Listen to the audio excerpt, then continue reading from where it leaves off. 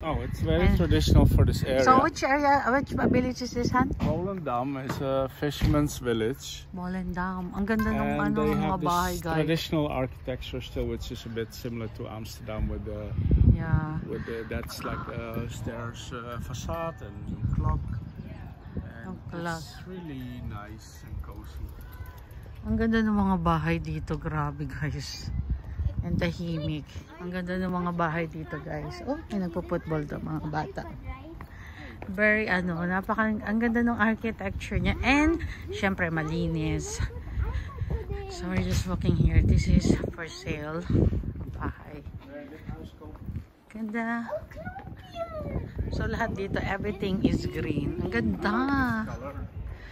Ang ganda. Promise, guys. Yan, oh. Ganda niya. Malapit lang siya sa Amsterdam. Parang how many minutes from Amsterdam? This one? Parang 20 minutes lang. Bakit kami?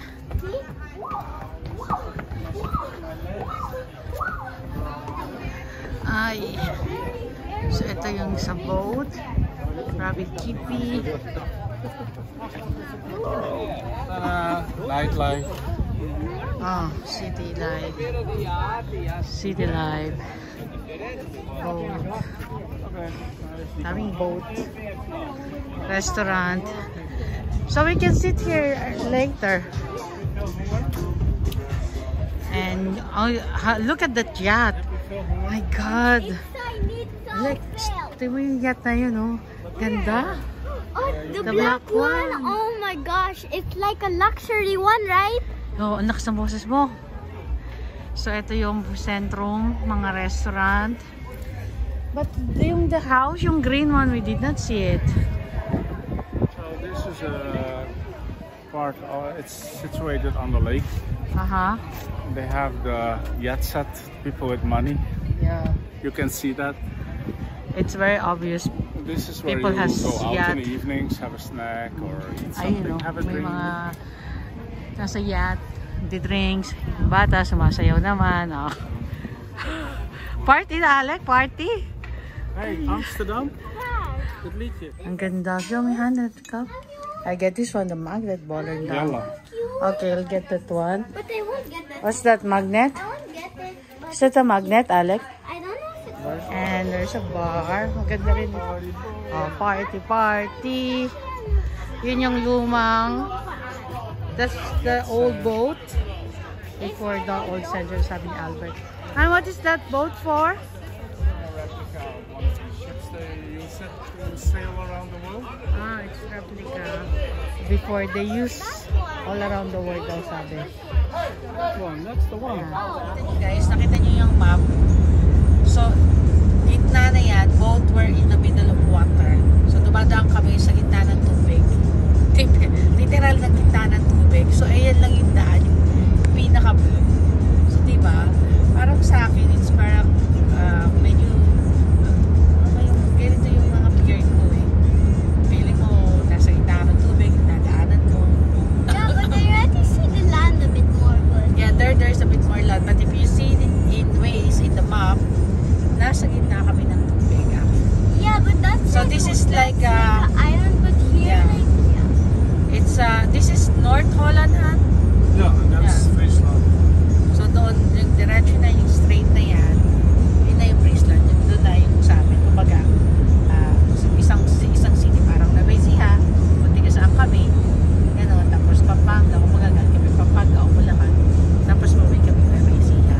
And then guys, nakakamangha lang.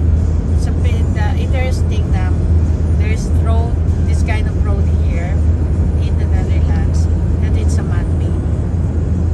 Ginawa lang nila na gumawa sila ng daan sa tubig. So, diba? Fantastic. Cool, Alec. Yeah? There's salt coming in.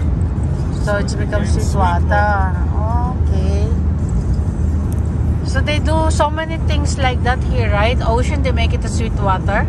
Yeah, and we also make Galing, land. We take land from the ocean. They make, Like yeah. the entire Lelystad Almere is under. Yeah, they actually originally pala dito pala nagmula yung tubig. Tapos ginagawa nilang like there is one city, Lelystad. It's a man-made city, you can say. Parang sa Dubai, di ba? So, yeah. Almost 6 meters below sea level.